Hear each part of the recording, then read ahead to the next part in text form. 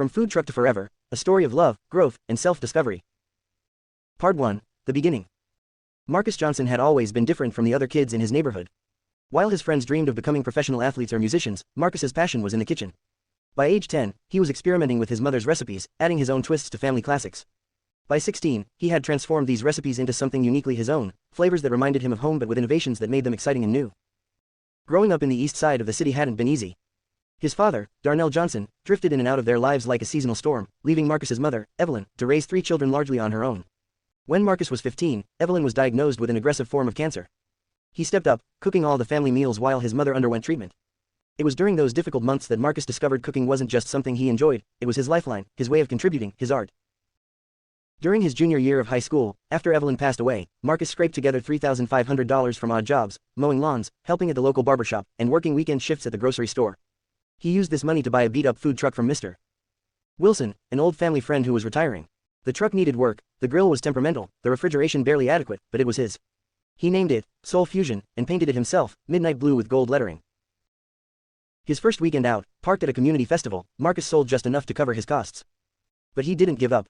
Each weekend, he refined his menu, blending traditional soul food with influences from the Caribbean, Latin America, and Asia. His signature dish became the Fusion Bowl, a base of coconut rice, topped with slow-braised oxtails, caramelized plantains, and his mother's secret pepper sauce that he'd modified with hints of lemongrass and ginger. By the 4th month, lines began forming before he even opened the service window. People from across the city were driving to whatever community event hosted Soul Fusion that weekend. Local food bloggers started posting about the high school kid cooking food that makes you want to slap somebody. It's like he's cooking from the future but with roots deep in the past, one reviewer wrote. As Marcus's reputation grew, so did attention from his peers. Suddenly, classmates who had barely noticed him were asking for free samples or trying to hang around the truck during service. Shanice Williams was among those who took notice. As head cheerleader, student council vice president, and daughter of a prominent local businessman, Shanice operated in social circles far removed from Marcus's quiet existence. Beautiful with her honey-toned skin, almond-shaped eyes, and perfectly styled hair, she had never lacked for admirers. Marcus had nursed a quiet crush on her since freshman year but had always assumed she didn't know he existed. One Monday morning in November, Marcus was arranging books in his locker when Shanice approached, her Chanel perfume announcing her presence before he even turned around. "So you're the food truck guy everyone's talking about," she said, leaning against the adjacent locker, a curious smile playing on her lips. Marcus nodded, suddenly aware of his worn jeans and simple t-shirt beside her designer outfit. "That's me. You must be making bank with that truck," she said, eyeing him with newfound interest. "I saw the line on Saturday. Waited 45 minutes for that bowl thing." The Fusion Bowl, Marcus supplied, surprised she'd actually tried his food. "What did you think?" "It was fire," she admitted, her perfectly manicured fingers brushing his arm.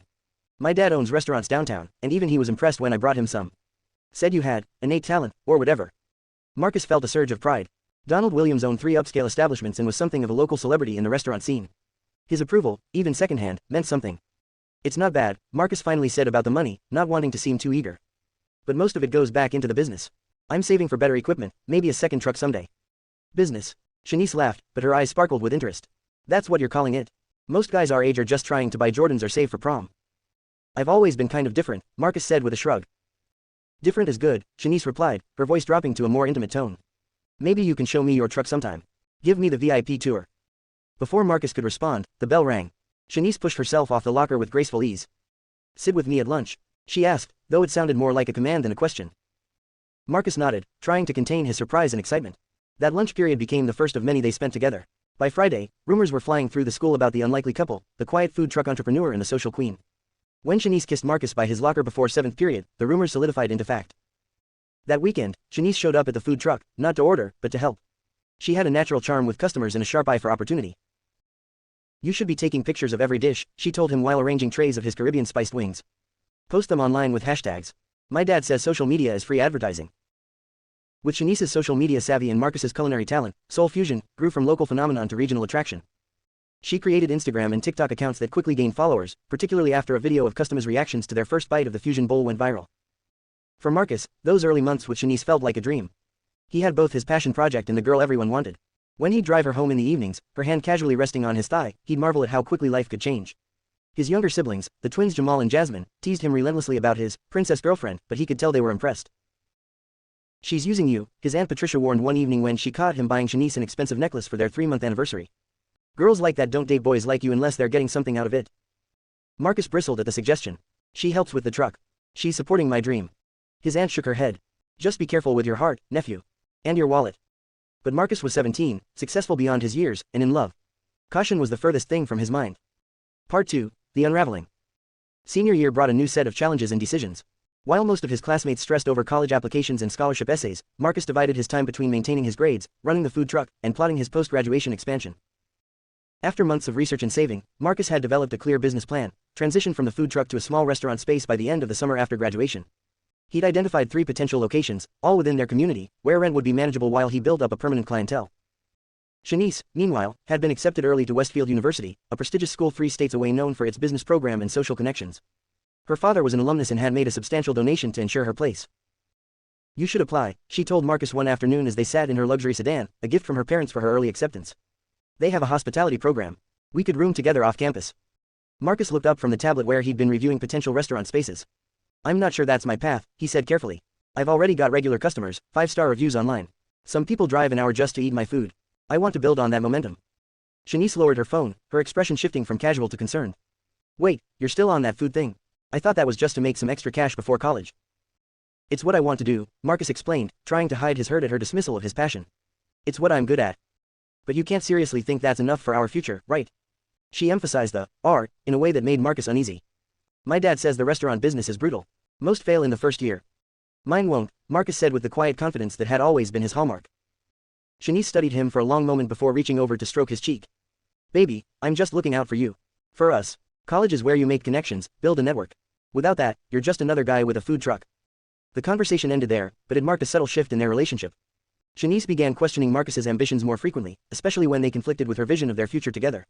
She started making offhand comments about how convenient it would be if Marcus had more free time, if his business was more flexible, if he made real money, instead of reinvesting most of his profits. The arguments grew more frequent as graduation approached. Marcus had applied to a few local colleges as a backup, earning acceptance to all of them, but his heart wasn't in academic pursuit. He had found his calling already and was impatient to pursue it fully. One rainy Tuesday in April, Marcus signed a lease on a small restaurant space in a renovated building just outside downtown. The rent was higher than he'd initially budgeted, but the location was perfect, convenient for his existing customers but visible enough to attract new ones. The day he got the keys, he rushed to share the news with Shanice, expecting celebration. Instead, he found her at the mall with friends, shopping for dorm decorations. When he pulled her aside to tell her about the lease, her smile faltered. "You're really going through with this," she said flatly, glancing back at her friends who were waiting impatiently. "Come see it," Marcus urged, ignoring the tension. "It's perfect. I can already picture where everything will go, the open kitchen where people can watch the cooking, tables along the windows, maybe even a small stage for local musicians on weekends." Shanice's expression softened for a moment at his enthusiasm, but then hardened again. "I need to talk to you about our future," she said instead. "About us?" "What about us?" Marcus asked, a knot forming in his stomach. "Not here," she replied, nodding toward her waiting friends. "Later. Come by my house tonight." That evening, as Marcus drove to the Williams residence, he rehearsed how he would explain his vision to Shanice. Yes, they would be apart during her college years, but they could make it work. He would be building something they could both be proud of, something sustainable. When he arrived, Shanice led him not to the main house but to the pool house where they often spent time together away from her parents' watchful eyes. Inside, she had set up what looked like a romantic scene, candles, soft music, a bottle of expensive champagne she'd clearly taken from her father's collection. "What's all this?" Marcus asked, confused by the mixed signals. "I wanted our conversation to be special," Shanice said, pouring champagne into crystal flutes. "This is about our future, after all." As the evening progressed, Shanice outlined an alternative plan. Marcus would close the lease losing his deposit, apply for late admission to schools near Westfield, and they would start fresh together in the fall. She had already spoken to her father about internship opportunities at his restaurants for Marcus during breaks. "You can still cook," she assured him, stroking his arm. "Just not yet. Not like this." When Marcus expressed reluctance, Shanice's demeanor changed. "What exactly are you saying, Marcus? That you'd choose a risky business venture over our relationship?" The conversation escalated into their worst argument to date. In the heat of the moment, Shanice revealed that she'd been borrowing money from their business account for months, small transactions she didn't think he'd notice among his business expenses. "You've been using my debit card?" Marcus asked, stunned. "Without telling me?" Shanice didn't deny it. Instead, she justified her actions with cold calculation. "You were always so busy with that truck," she said. "I figured you owed me something for all the dates you canceled to serve strangers food. Besides, it's not like I took much, just enough for nails, a few outfits, things to help me look good for you." The truth of their relationship crystallized for Marcus in that moment. While he had been planning their future together, Shanice had been viewing him as a resource to extract from, a footnote in her own story rather than a partner. The breakup was ugly in public. By the next day, rumors began circulating through school. Marcus couldn't afford college, his food had made people sick, he'd failed health inspections, he was dealing drugs through the food truck. None were true, but the damage to his reputation was done. Several weekend events canceled his booking, citing concerns that had clearly originated from Shanice's social circle. Most painful was the discovery that many of the connections and opportunities that had come through Shanice were conditional on their relationship. People who had claimed to love his food now walked past without acknowledgement. Social media followers dropped by the hundreds as Shanice launched a subtle but effective campaign against him. On graduation day, the auditorium was packed with proud families and friends. Marcus sat alone in his row, his gown pressed perfectly but his spirits low. His father had texted that morning saying he might swing by, but Marcus knew better than to expect him. His Aunt Patricia sat several rows back with the twins, 13-year-old Jamal and Jasmine, who waved enthusiastically whenever they caught his eye.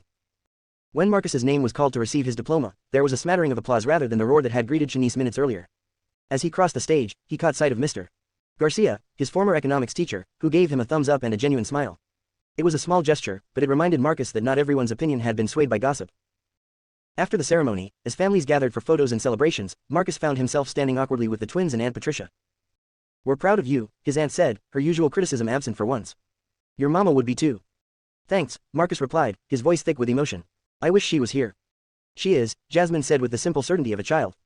"And she knows you're going to make that restaurant amazing." Jamal, usually full of jokes and energy, nodded solemnly. "Yeah, bro, we believe in you." In that moment, despite the whispers and stares from passing students, Marcus remembered why he pushed so hard. It wasn't about proving anyone wrong or even about personal success. It was about showing his siblings that dreams were possible, that success didn't have to mean leaving the community, that they could create their own paths. As they left the graduation ceremony, Marcus spotted Shanice surrounded by her large extended family, all beaming with pride. She caught his eye briefly, her expression unreadable, before turning back to pose for another photo. Marcus felt a strange sense of peace wash over him. Shanice had taught him a painful but necessary lesson about trust and authenticity. Now, without the distraction of a relationship built on false premises, he could focus entirely on the one thing he knew was real, his passion for creating food that brought joy to others. Part 3. Family Ties. The first year of Soul Fusion, the restaurant was harder than Marcus had anticipated. The transition from mobile food service to a fixed location came with countless unexpected challenges, staff management issues, fluctuating food costs, equipment breakdowns, and the constant pressure of rent and utilities that didn't exist with the truck. But the work itself, the cooking, the creating, the moment when a customer closed their eyes in appreciation of a perfectly executed dish, was everything Marcus had dreamed it would be and more. He expanded his menu cautiously, keeping the favorites from the food truck days while adding new creations inspired by his continued exploration of global flavors. Within 6 months, Soul Fusion had developed a loyal clientele. By the 9-month mark, they were turning a modest profit. At the 1-year anniversary, a local magazine did a feature on Marcus, celebrating him as one of the city's youngest successful restaurateurs. Johnson's Soul Fusion stands out in a crowded culinary landscape, the article read. His innovative approach to traditional flavors creates dining experiences that are at once comfortingly familiar and thrillingly new. The feature included a professional photograph of Marcus in his kitchen, confidence evident in his posture as he plated a dish, focused and in his element. He looked older than his 19 years, more settled into his identity. It was this photograph and article that seemed to trigger the reappearance of Marcus's father after nearly 2 years of absence. Darnell Johnson walked into Soul Fusion during the Tuesday afternoon lull, wearing a sharp suit and an ingratiating smile that Marcus recognized from childhood. It was the expression his father wore when he wanted something. "My boy," Darnell exclaimed, arms open wide as he approached Marcus at the host stand. "Look at you, a business owner. Your old man couldn't be prouder." Marcus accepted the embrace stiffly, inhaling the familiar scent of his father's cologne mingled with cigarette smoke. "Dad, this is unexpected." "What? I need an invitation to see my son's place." Darnell laughed, but his eyes were already surveying the restaurant, assessing, calculating. "Nice setup you got here. Real nice." Over coffee, which Darnell insisted on spiking from a flask despite the early hour, Marcus listened to his father's latest scheme, a nightclub concept that just needed a little capital to get off the ground. "With your cooking and my connections, we could create an empire," Darnell insisted, leaning forward conspiratorially. "I know people, son. Important people who can take you places." "I appreciate the offer," Marcus said carefully, "but I'm focused on making this place successful right now." Darnell's smile dimmed slightly. "Already successful from what I hear. That article said you're doing, what, almost $500,000 in sales. That's good money." Marcus didn't correct his father's inflated figure. "Most of it goes back into the business," he said instead. "Restaurant margins are thin." "Always thinking small," Darnell shook his head. "Got that from your mother. I'm talking bigger picture, expansion, franchising, merchandising. But we can discuss it later." He slid a business card across the table. "I'm staying in town for a while. Think about it." As Darnell left, Marcus noticed his head chef, Terrell, watching with concern. "Everything okay, boss?" Terrell asked. Marcus tucked the business card into his pocket. "Yeah, just family stuff." His father wasn't the only family member whose interest in Marcus's life seemed directly proportional to his success. His Aunt Patricia, who had been caring for the twins since their mother's death, began dropping Jamal and Jasmine off at the restaurant earlier and picking them up later, eventually asking Marcus to help out with their expenses. "The grocery money doesn't stretch like it used to," she explained one evening as she collected the twins. "And growing teenagers eat like locusts. I was thinking, since you've got your own place now and the restaurant is doing well, maybe you could help out with some of their needs." Marcus didn't correct her assumption about his living situation. In reality, to save on personal expenses, he had given up his small apartment 3 months earlier and was sleeping on a cot in the restaurant's office. Every extra dollar went back into the business or into a savings account he'd set up for the twins' future education. Of course, he told his aunt. Whatever they need. What began as occasional assistance quickly evolved into regular financial support, school supplies, clothes, cell phone bills, and eventually a significant portion of the household expenses. Patricia's requests were always framed as being for the twins' benefit, making them difficult to refuse. Jamal and Jasmine, now 14, spent most afternoons at the restaurant, supposedly doing homework at the corner table Marcus had designated as their space. In reality, they were usually distracting customers with their teenage energy or asking Marcus for money for movies, video games, or whatever their friends had that week. "You're so lucky," Jasmine said one afternoon as she watched Marcus prepare for dinner service. "You get to be your own boss and eat whatever you want. Plus no one tells you what to do." Marcus didn't tell her about the mounting bills, the equipment repairs that kept him awake at night, or the constant worry about maintaining quality while managing costs. He didn't mention the business loan with its suffocating interest rate or the distributors who required payment on delivery because he was too young to qualify for standard terms. He just smiled and slipped her an extra portion of the coconut bread pudding he'd made that morning. "Being your own boss means you're responsible for everything that goes wrong," he said instead. "It's not as simple as it looks." Jasmine shrugged, already losing interest in the conversation as she texted friends about weekend plans that would inevitably require money from Marcus. The twins' presence at the restaurant wasn't entirely negative. Customers found them charming, and on good days, they actually helped. Jamal had a knack for chatting up patrons while they waited for tables, and Jasmine's artistic eye had improved their social media presence. But their expectations of what Marcus could or should provide seemed to grow with each passing month. His father's visits followed a similar pattern, starting as occasional drop-ins but evolving into regular appearances, always with a new business proposition, always requiring an investment from Marcus. The amount started small, just a few hundred to secure the meeting, but gradually increased. "You've got credit now," Darnell pointed out when Marcus hesitated over a $5,000 request. "Banks love restaurant owners. Take out a little loan. I'll pay you back double when this deal comes through." By the time Soul Fusion had been open 18 months, Marcus felt hollowed out. The restaurant was succeeding beyond his initial projections. They'd even expanded service to include a popular Sunday brunch, but he was drowning in family obligations. Everyone took, no one gave, and he didn't know how to change the dynamic without seeming ungrateful or selfish. His social life had become nearly non-existent. The few dates he'd attempted since Shanice had fizzled quickly when women realized that restaurant owner meant 80-hour work weeks and constant accessibility to staff and family rather than glamorous freedom. One Tuesday afternoon, his only full day off, Marcus sat alone in his office reviewing invoices instead of exploring new recipes as he'd planned. A text from his aunt lit up his phone. The twins needed new tablets for school, $800 each minimum. Marcus rubbed his temples, feeling the familiar tension headache building. This was what success felt like. This constant drain, this inability to enjoy the fruits of his labor, this gnawing worry that no matter how much he made, it would never be enough to satisfy everyone's needs and wants.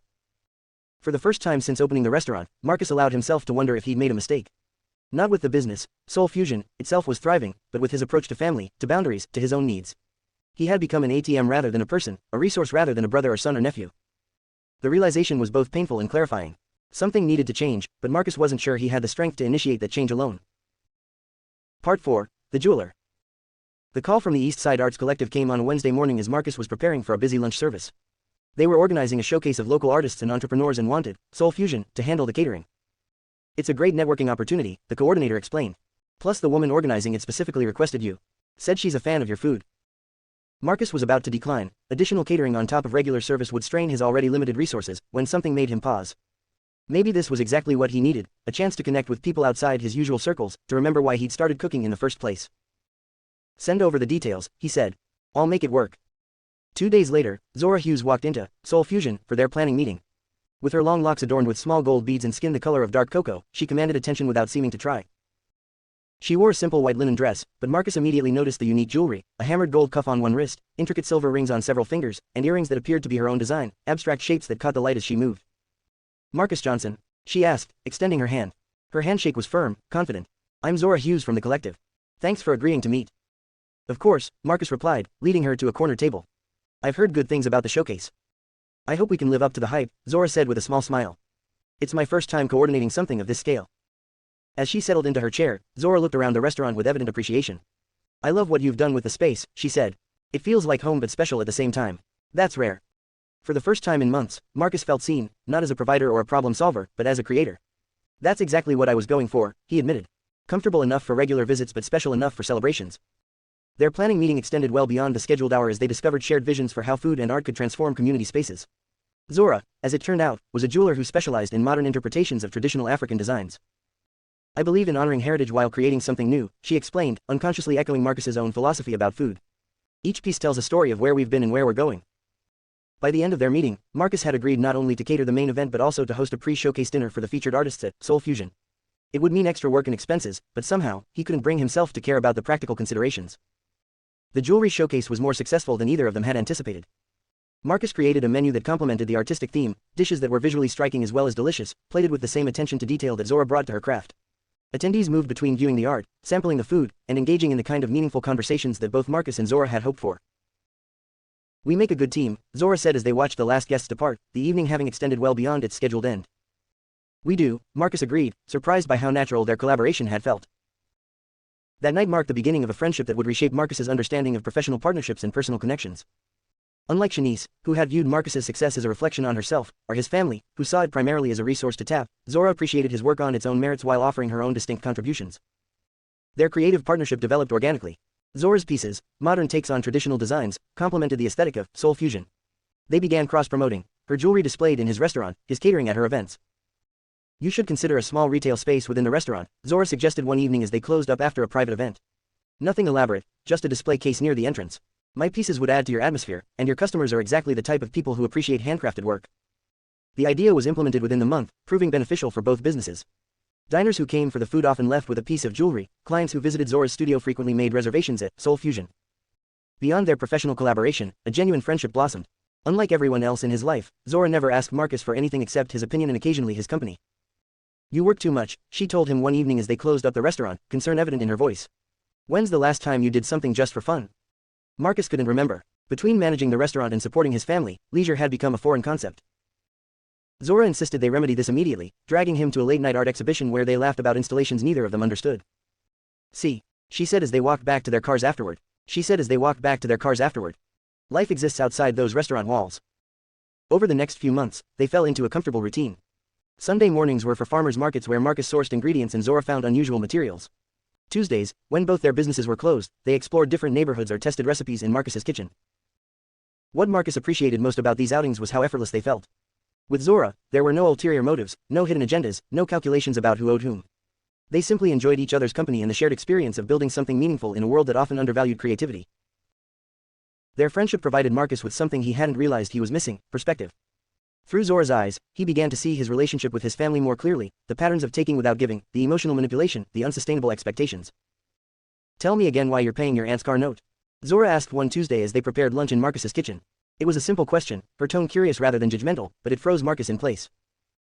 "She needs it to get to work," he said automatically. "And to take the twins to their activities."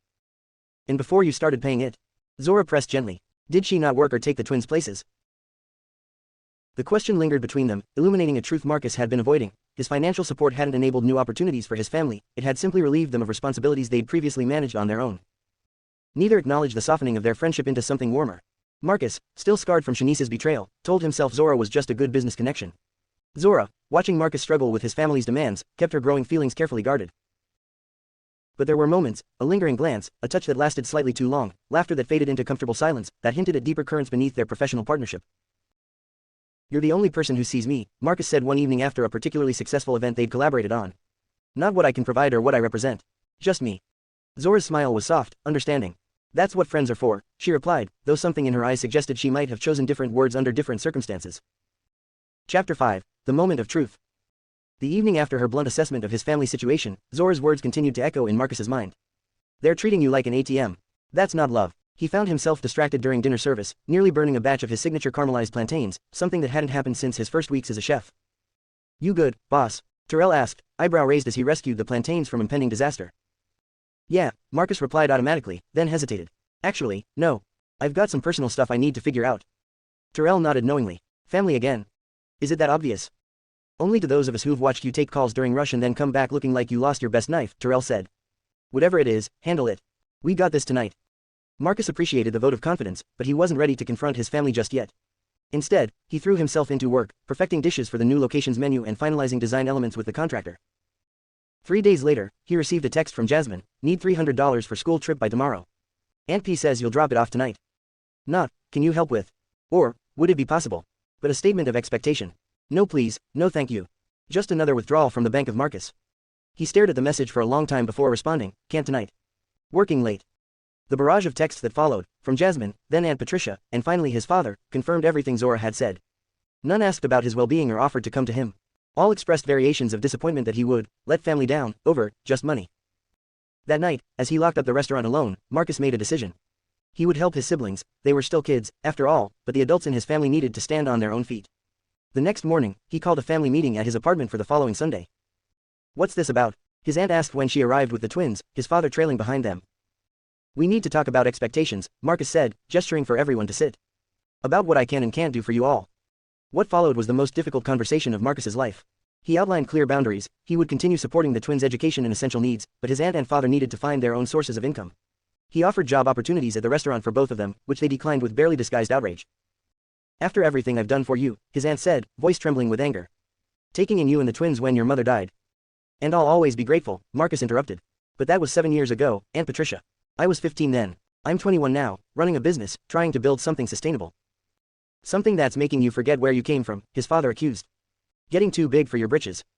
The twins sat silent throughout the exchange, eyes wide, darting between the adults. When everyone had left, his aunt in tears, his father in stony silence, Marcus sat alone in his apartment, wondering if he'd done the right thing.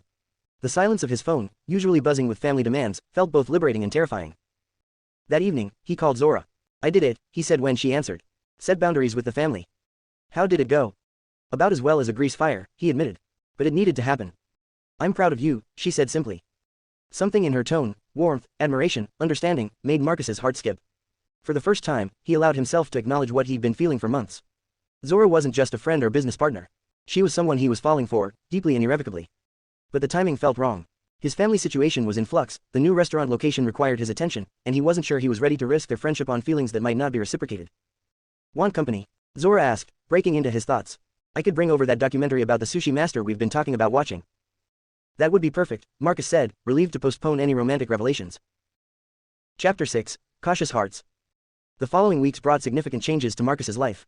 True to his word, he continued supporting the twins but held firm on his boundaries with the adults.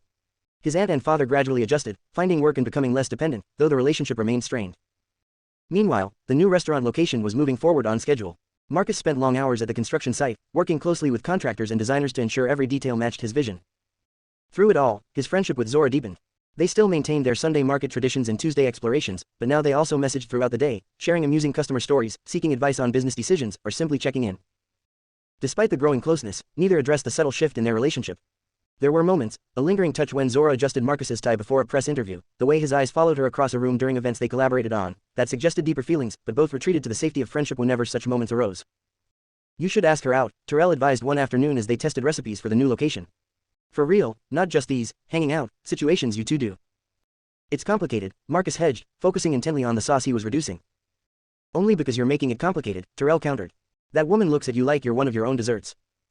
The observation stayed with Marcus, but fear held him back. After Shanice, he'd become cautious with his heart.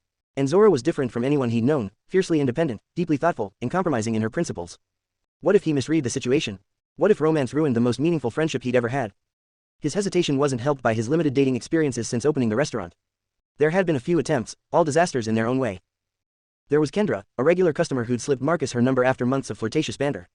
Their date had started promisingly at an art gallery opening, but ended abruptly when she suggested they swing by the restaurant afterwards so she could introduce him to friends who were dining there.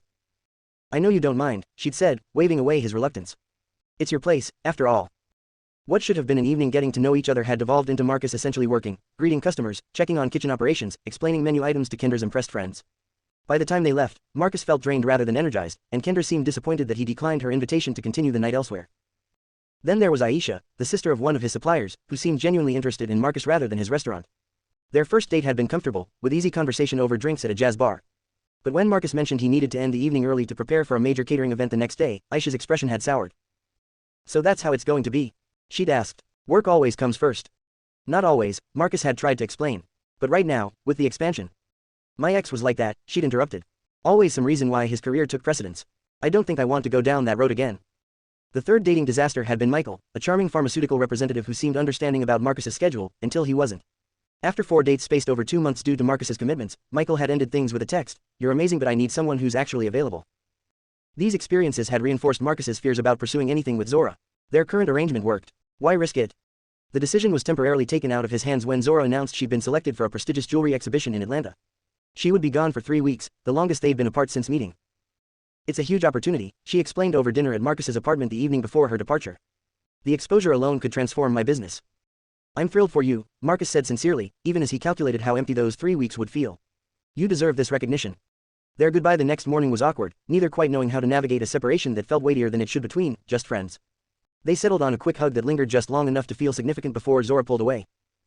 I'll call when I land, she promised. The first week of Zora's absence passed in a blur of work.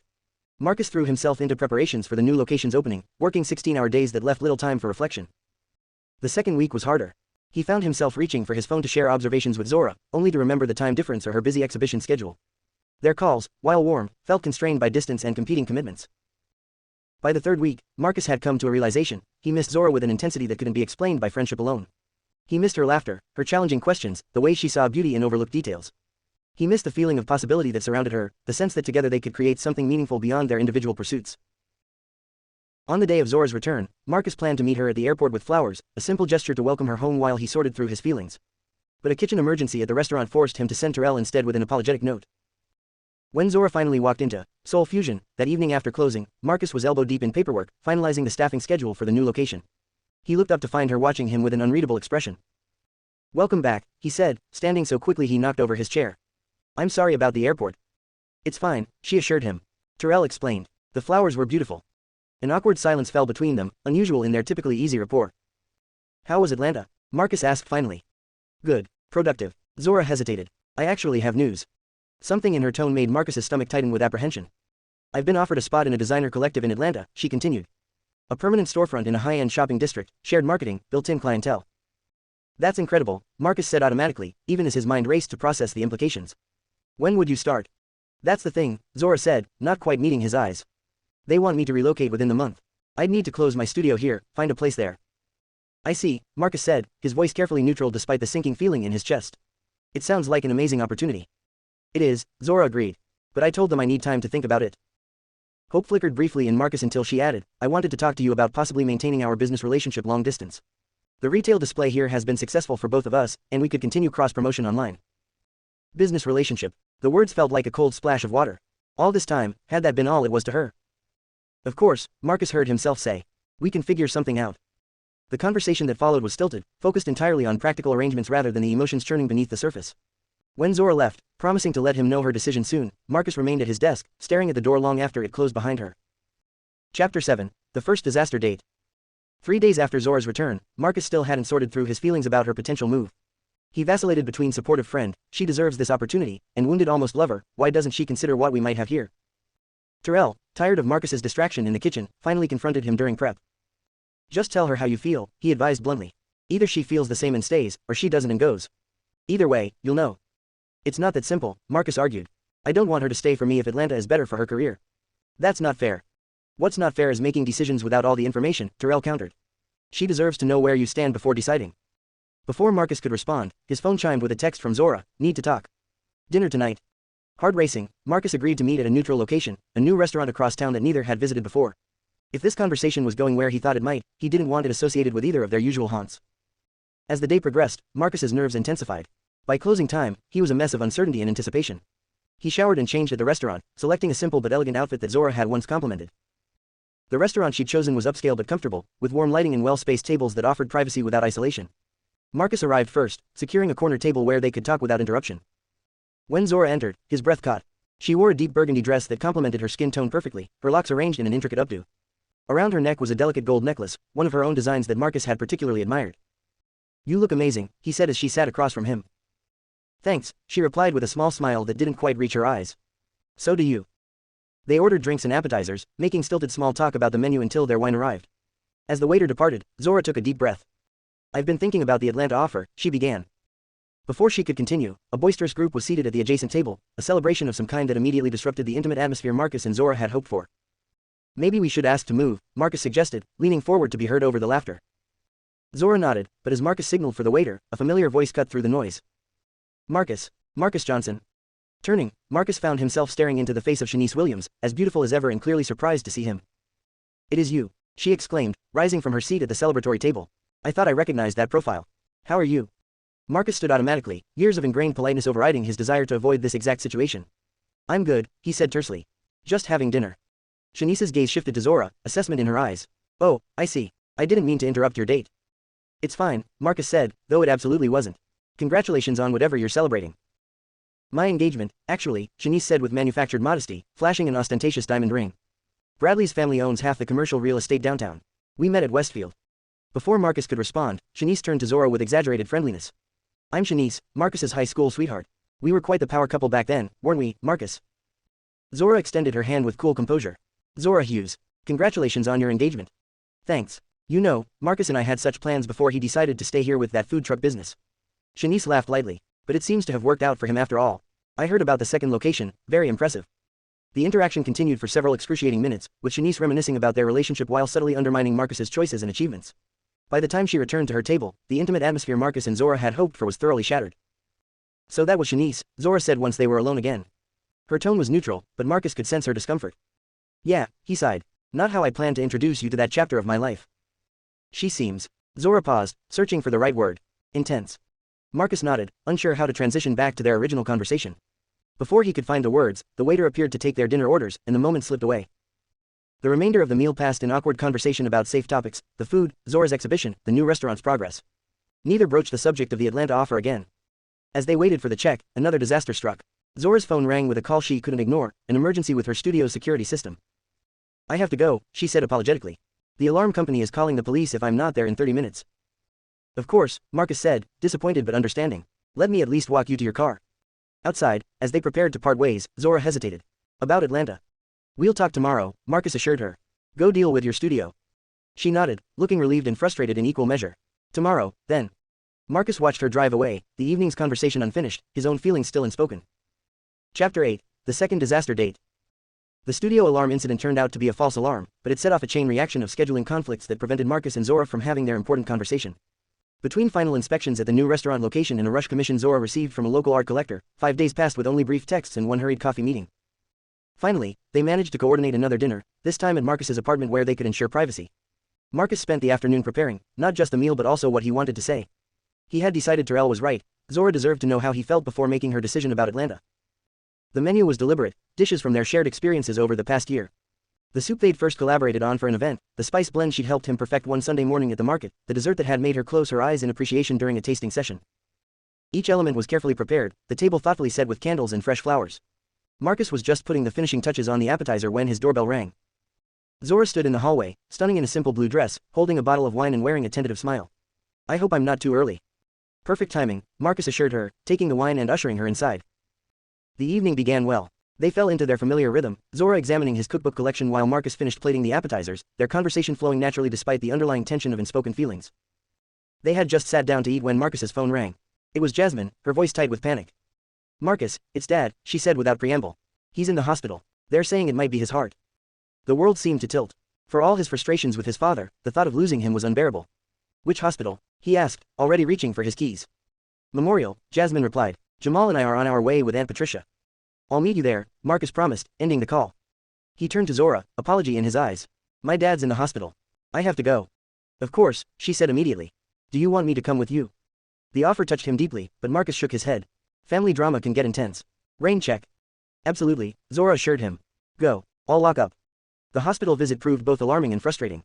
Darnell's heart attack turned out to be severe indigestion combined with anxiety after receiving collection notices for debts Marcus knew nothing about. The relief of learning his father wasn't dying was tempered by the discovery of yet another financial mess he'd kept hidden. By the time Marcus left the hospital, after arranging payment plans with the billing department and having another difficult conversation about boundaries with his father, it was past midnight. Too late to call Zora, though he sent a text explaining the situation and apologizing again for the interrupted evening. Her response came immediately, family comes first. We'll find another time. But, another time, proved elusive as the new restaurant's opening date approached. Marcus found himself working 18-hour days, supervising final details while still managing the original location. Zora, meanwhile, was deep in production for both her regular client orders and the additional pieces she'd need if she took the Atlanta position. They managed quick lunches and brief check-ins, but never the uninterrupted time needed for the conversation they both knew was pending. The Atlanta collective had given Zora a deadline for her decision, just 2 weeks away.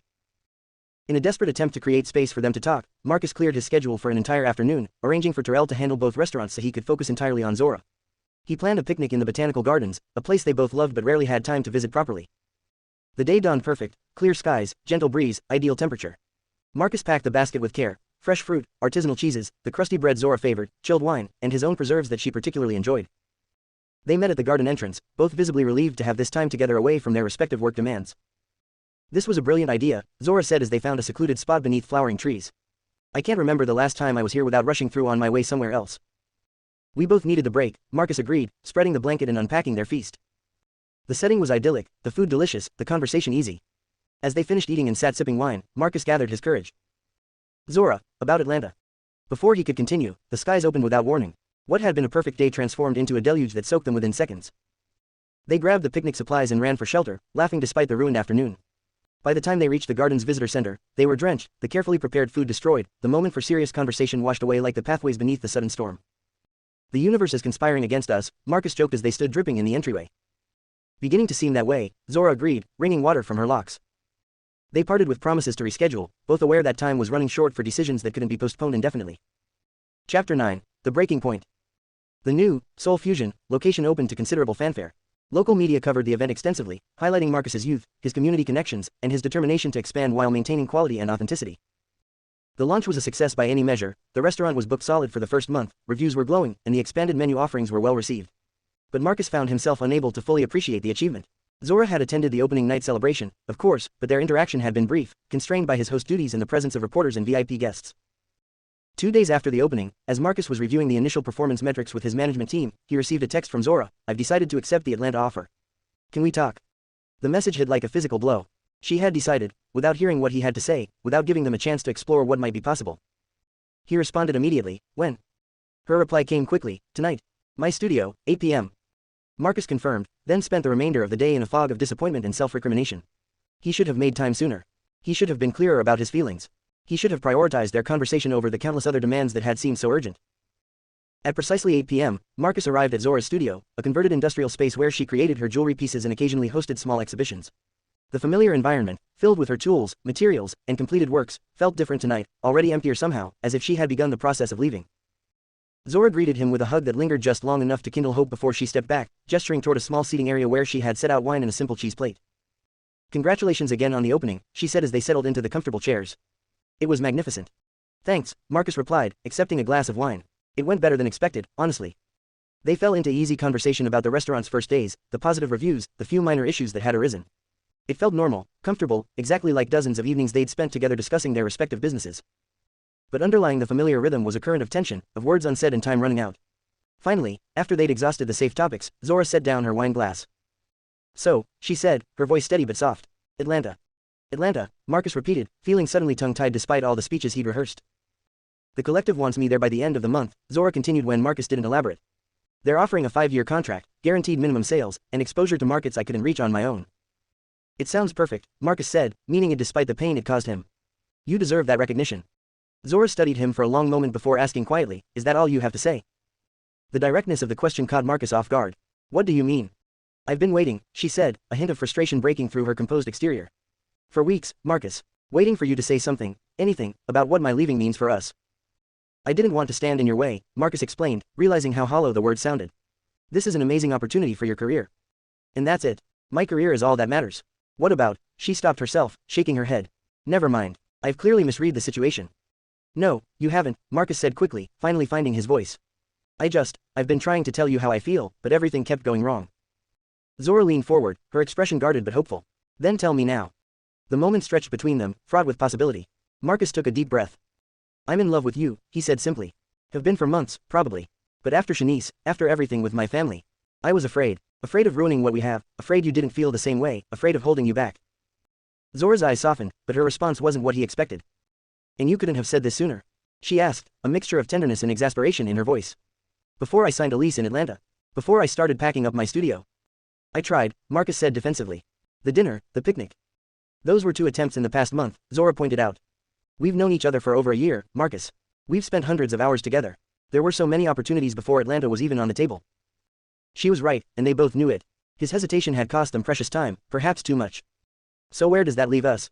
Marcus asked, afraid of the answer but needing to hear it.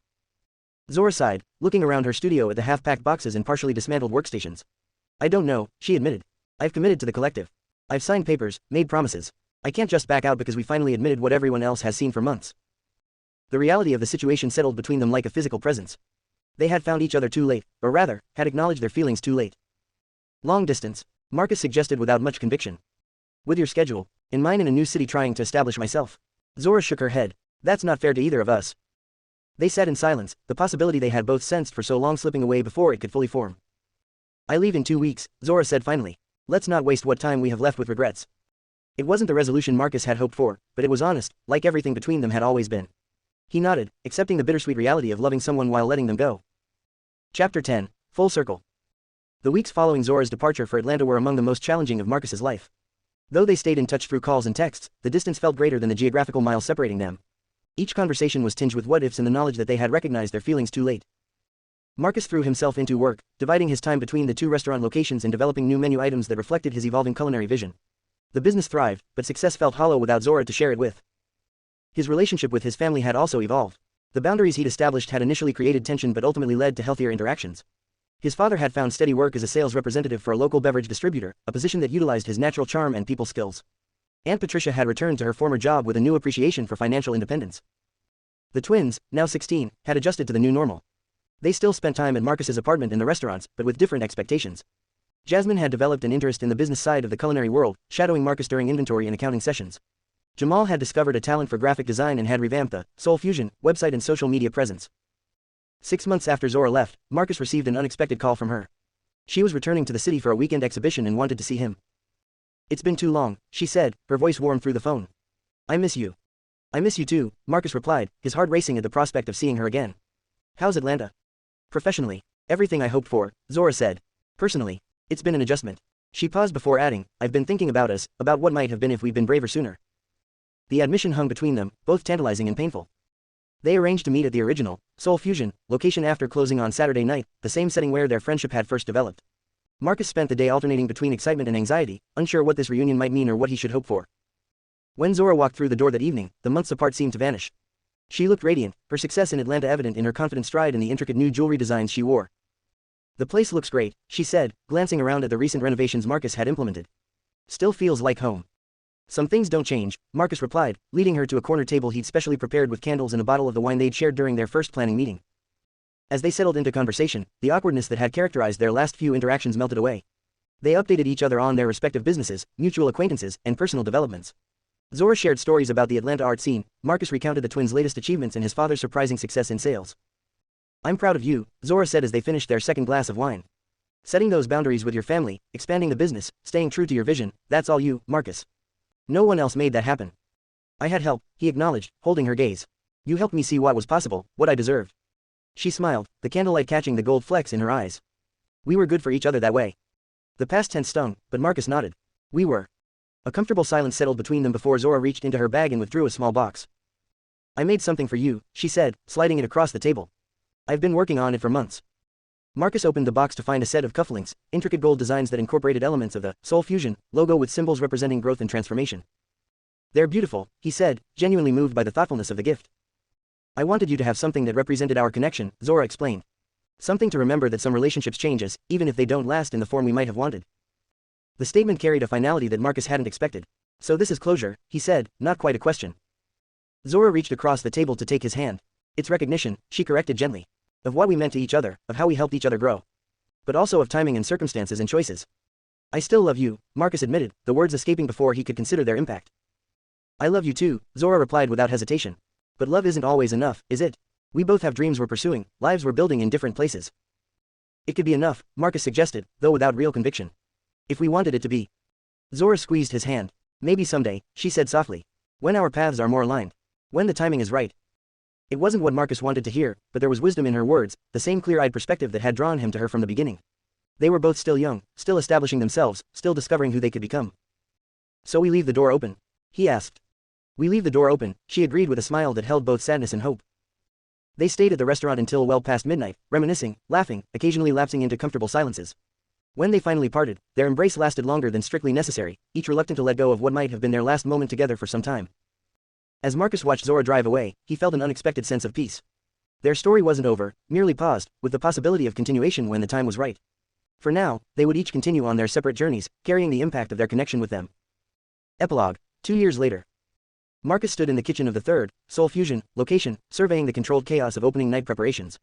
At 24, he had established himself as one of the city's premier restaurateurs, with a growing reputation that extended well beyond local boundaries. A national food magazine had recently featured him in their 30 under 30 inches list, describing his cuisine as revolutionary comfort food that honors tradition while fearlessly embracing innovation. The new restaurant, larger and more ambitious than his previous ventures, represented everything he had learned over the years about food, business, and himself. The design incorporated subtle nods to his journey, photographs of the original food truck displayed alongside reviews of his first restaurant, a wall dedicated to the local farmers and suppliers who had supported him from the beginning, an open kitchen that allowed diners to witness the culinary magic firsthand. "Chef, the VIPs are arriving," Terrell announced, now the executive chef of the original location and Marcus's most trusted colleague. "Want me to handle the welcome bites while you finish the sauce?" "I've got it," Marcus assured him, wiping his hands on his apron. "You keep the line moving." As Marcus moved through the dining room greeting early guests, he caught sight of his family seated at a prime table near the center. They had come together, his father looking distinguished in a suit he'd bought himself, Aunt Patricia elegant in a dress of her own choosing rather than one Marcus had funded, the twins now 18 and on the cusp of adulthood. Jasmine had been accepted to business school with a partial scholarship, Marcus would cover the rest without resentment. Jamal was considering culinary school after working part-time at the second, Soul Fusion, location during his senior year. Their relationships had evolved into something healthier, more balanced. The boundaries Marcus had established years earlier had eventually fostered mutual respect rather than dependency. They celebrated each other's successes without expectation or obligation. "Looking sharp, son," his father said, standing to embrace him. "The place is magnificent," Aunt Patricia added, genuine pride in her voice. Marcus chatted with them briefly before continuing his rounds, promising to join them properly once the initial service rush subsided. As he moved toward the bar to check on beverage service, he froze. Zora stood just inside the entrance, more beautiful than he remembered, surveying the space with the critical eye of a fellow artist. She wore an elegant black dress accented with jewelry of her own design, pieces more intricate and confident than anything she created when he knew her before. Her locks were styled in an elaborate updo that showcased her graceful neck and the curve of her shoulders. Their eyes met across the crowded room, and the world seemed to narrow to just the two of them. Marcus moved toward her without conscious thought, weaving through tables and guests with single-minded purpose. "You came," he said when he reached her, suddenly aware he was still wearing his chef's coat. "I got your invitation," Zora replied with a smile that held none of the sadness of their last meeting. "Congratulations, Marcus. This place is incredible." "Thank you," he said, trying to read her expression. "How long are you in town?" A curious look crossed her face before she answered. "Actually, I'm back. Permanently." Marcus blinked, certain he'd misheard. "What about the collective?" "Atlanta. The contract ended, and I decided not to renew," she explained. "It was the right experience at the right time, but..." She glanced around the restaurant, at the world Marcus had built. "Some places just feel like home." Before Marcus could respond, a server approached with an urgent question about a dietary restriction. By the time he'd resolved the issue, Zora had been escorted to a table by the hostess. The remainder of the evening passed in a blur of service, compliments, and the controlled frenzy of a successful restaurant opening. Marcus caught glimpses of Zora throughout the night, laughing with other guests, savoring each course, occasionally meeting his gaze with a warmth that kindled hope in his chest. It was past midnight when the last guests departed and the staff began cleanup. Marcus found Zora waiting in a quiet corner, nursing the remains of a dessert wine. "You didn't have to stay," he said, sliding into the chair across from her. "I wanted to," she replied simply. "We have catching up to do." Marcus studied her face, noting new confidence in her expression, a settled quality that hadn't been there before. "You look happy." "I am," she confirmed. "Atlanta was exactly what I needed professionally. The exposure, the connections, the challenge, it helped me find my voice as an artist." She paused, tracing the rim of her glass. But something was always missing. "What?" Marcus asked, hardly daring to hope. "Community. Belonging." Zora met his gaze directly. "You." The admission hung between them, weightier than any words they'd exchanged before. "I kept the door open," Marcus said quietly. "I know." Zora smiled. "So did I." They sat in companionable silence for a moment before Zora reached into her clutch and withdrew a small package wrapped in simple black paper. "I brought you something," she said, sliding it across the table. Marcus unwrapped it carefully to reveal a key attached to a handcrafted gold keychain, an intricate design that echoed the cufflinks she'd given him 2 years earlier. "It's to my new studio space," she explained. 3 blocks from here. I signed a lease last week." The implication was clear, she wasn't just visiting, she was establishing herself nearby. Deliberately choosing proximity after years of distance. "You're really staying," Marcus said, still processing the possibility this represented. "I'm really staying," Zora confirmed. "The question is, what are we going to do about it?" Marcus smiled, feeling the pieces of his life aligning in a way they never had before. His restaurants were thriving, his family relationships were healthy. And now, Zora had returned, not just to the city, but to him. The time for hesitation had long passed. "Have dinner with me," he said. "Not here, not as colleagues or friends. A real date, where I cook just for you and we don't talk about business at all." "That sounds perfect," Zora replied, her smile widening. "But on one condition." "Name it." "No interruptions," she said, her tone lighthearted but with an undercurrent of seriousness. "No family emergencies, no kitchen disasters, no sudden rainstorms." Marcus laughed, remembering all their previous attempts. "I'll have Terrell change my phone number if necessary." "Good," Zora said, reaching across the table to take his hand. Her touch was familiar and new all at once, a connection re-established but somehow deeper than before. "Because I think we've waited long enough, don't you?" In that moment, Marcus understood what his grandfather had meant about timing. Sometimes love arrived before you were ready for it. Sometimes it appeared when your hands were too full to grasp it properly. But occasionally, if you were patient enough, brave enough, the universe offered second chances. He and Zora had needed their time apart, to grow, to establish themselves, to learn who they were independently. Now they could choose each other from a place of strength rather than need. Yes, Marcus agreed, squeezing her hand. We've definitely waited long enough. As they sat together in the quiet aftermath of his most successful opening yet, Marcus felt a sense of completion. The journey that had begun with a food truck and a desperate need to support his family had led him here, to a life rich with purpose, true connections, and now, the possibility of the love he'd almost missed. Some fusions, it seemed, were simply meant to be, requiring only the right ingredients, the right technique, and above all, the right moment to create something truly extraordinary. Thank you for watching. Please like and subscribe for more. And don't forget those post notifications for the next Hood Tales installment.